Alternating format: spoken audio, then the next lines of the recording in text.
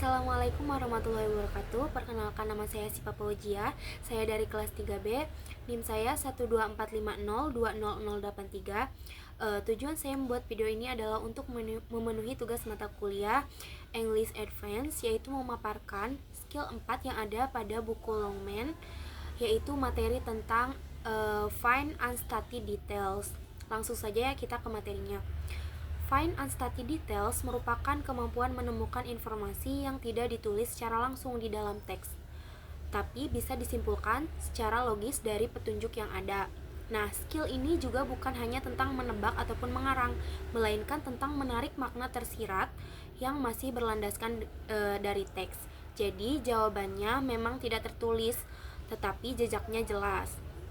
Nah, seringkali orang tuh salah paham dan salah mengira unstudied details itu spekulasi, padahal jika kesimpulan tidak didukung oleh teks, itu bukan inferensi atau spekulasi, melainkan asumsi pribadi.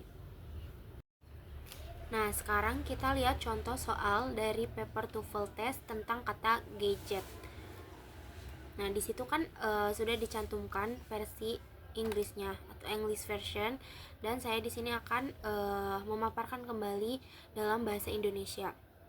Nah, jadi dalam teks tersebut dinyatakan bahwa dalam bahasa Inggris ada banyak jenis ungkapan yang digunakan orang untuk memberi nama pada sesuatu yang namanya itu belum diketahui atau sementara terlupakan. Nah, kata gadget ini merupakan salah satu contohnya.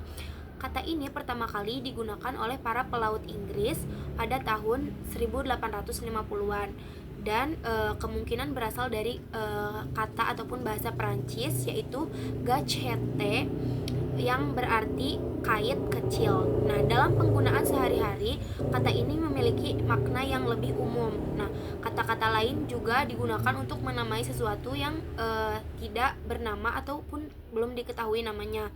Nah, dan kata-kata ini tuh cenderung bersifat imajinatif. Beberapa ungkapan yang sering digunakan antara lain what do you call it, what is this, think a bob, think a magic, do that, and do we kay. Nah, dari situ ada pertanyaan, which of the following is not true about the word gadget. Artinya kita diminta mencari satu pernyataan yang tidak benar berdasarkan teks, bukan yang tidak disebutkan ya, tapi yang pernyataannya itu enggak benar. Nah, tadi kan di teks yang sudah saya bacakan dijelaskan bahwa kata gadget itu digunakan untuk menamai sesuatu yang namanya tidak diketahui atau terlupakan sementara waktu. Nah, kata ini juga pertama kali digunakan oleh pelaut Inggris pada tahun 1850-an dan kemungkinan berasal dari bahasa Perancis, yaitu gâchette. Nah, sekarang kita cocokkan satu persatu antara pilihan jawaban dengan teks yang sudah dibacakan.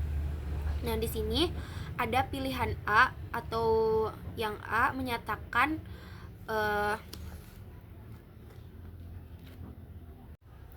nah, untuk pilihan A ini ada it is used to name something when the name is not known.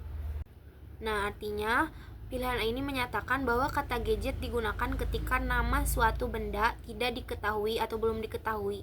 Nah, berarti yang A itu sesuai dengan kalimat yang sudah saya paparkan tadi.